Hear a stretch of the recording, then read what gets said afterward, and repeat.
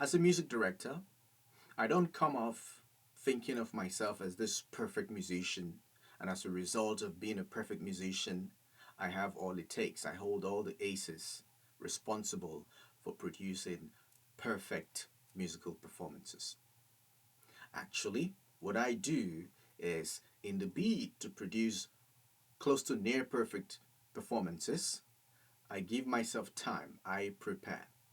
My preparation consists of many layers, from choosing the music that I purchase to studying the music in and out to make sure I go through all the parts and envisage what possible problems each part members would face. And also, it entails knowing the constituents, the kind of people, the kind of singers that make up each part in my choir or in my ensemble. How strong are they? What is the mixture of strong singers or strong instrumentalists with those who struggle? Knowing all of this and knowing the music in and out, plus knowing how to direct it, is what helps me get close to a near perfect production. I want to relate this with politics, leadership.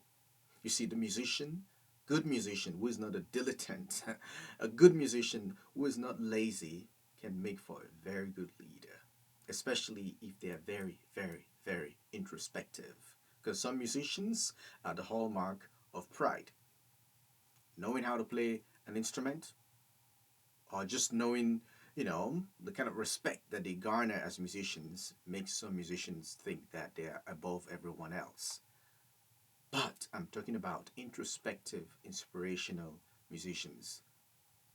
These are people who lead from the heart and they are very, very rational. They don't take sides. There are musicians, there are music directors who claim to have a best soprano, a best violinist. In my world, I don't do that. Everyone is best. If there's someone who is good, I recognize them as that. But I also make sure I do my best to help those who are still struggling to come up to that level. Anyway, relating this to politics, especially concerning my home country and my home continent, Africa.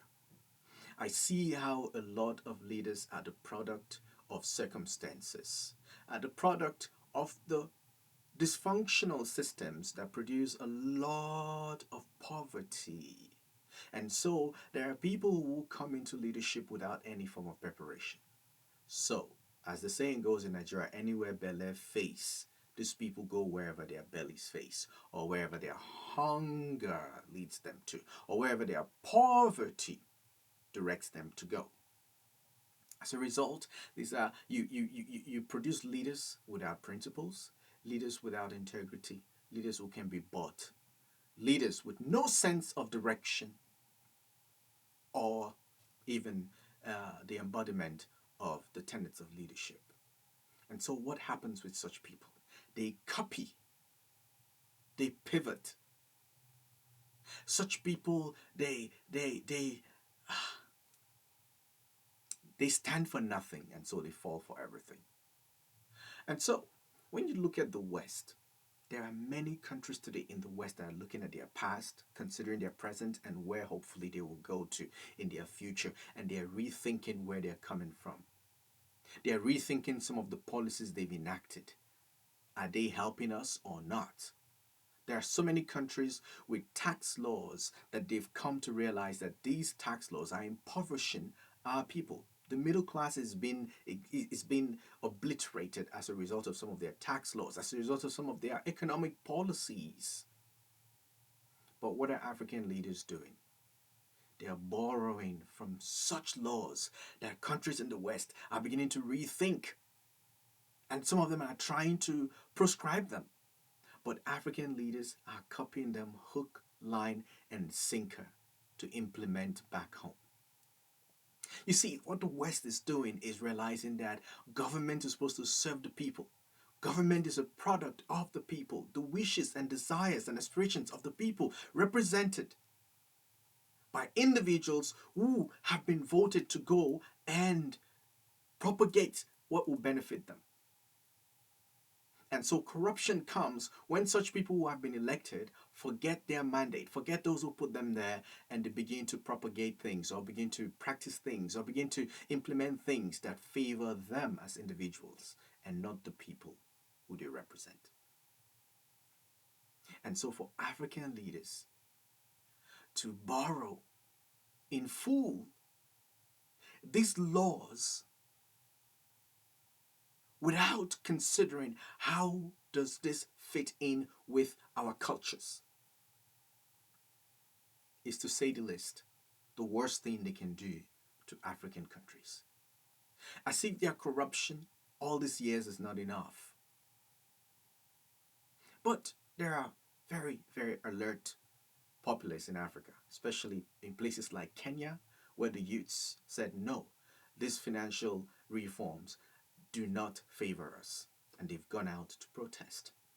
But while there are anomalies, outliers like the Kenyan youths, there are many more dormant, indoctrinated Africans.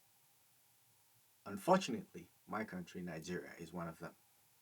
No matter what these corrupt leaders do, Africans take it. As long as these politicians walk by, drive by, and spray me or give me a token that I can use to go buy bread that feeds me just for one night, I will support them. I will not be against them. Why? Oh, because I benefited from their largesse, from their kindness. For every penny they give you, they have billions at their coffers that they are stealing. You will never come out of your poverty as long as you continue to enable corrupt leaders just because they're from your tribe, just because you benefit from them, just because you're friends with them, just because your friend knows them. That is unacceptable. It is unacceptable. And so all these acts of borrowing Western laws or importing them and imposing them on African cultures, Western traditions, Western cultures are not necessarily compatible in many areas with the African spirit, with the African mindset, with the African communal mindset. Don't forget, there's a huge difference between the communal nature of Africa and the individual nature of the West. And so, what makes you think that tax laws, economic policies, or social policies from the West will be compatible with policies in Africa, a place whose core tenet is communal? What happened to if you succeed, I succeed? What happened to live and let's live? That in itself, in Western cultures, no. You cannot live and let's live, because if you have something that is against a member of a Western country, as a neighboring country, they will invade you. But in Africa, we are supposed to look out for each other as a communal people. African leaders, stop copying the West hook, line, and sinker. It's okay to copy them. It's okay to be inspired by them because they've succeeded in most cases. Although it's relative whether they really succeeded or not, because today most of them are reviewing some of these policies.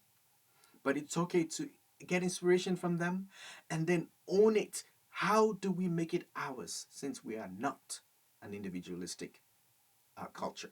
Since we're a communal culture, how do we make this compliant with our people? African leaders, stop impoverishing your people and stop imposing westernized policies that are not compatible with the African spirit upon your people. And while you're at it, could you please stop your corrupt practices and show some preparation, show some sincerity, and show the true African spirit? If you succeed in your government, your people succeed. But if you're only lining your pocket, you are not African. You are a rogue, bought, and compromised leader.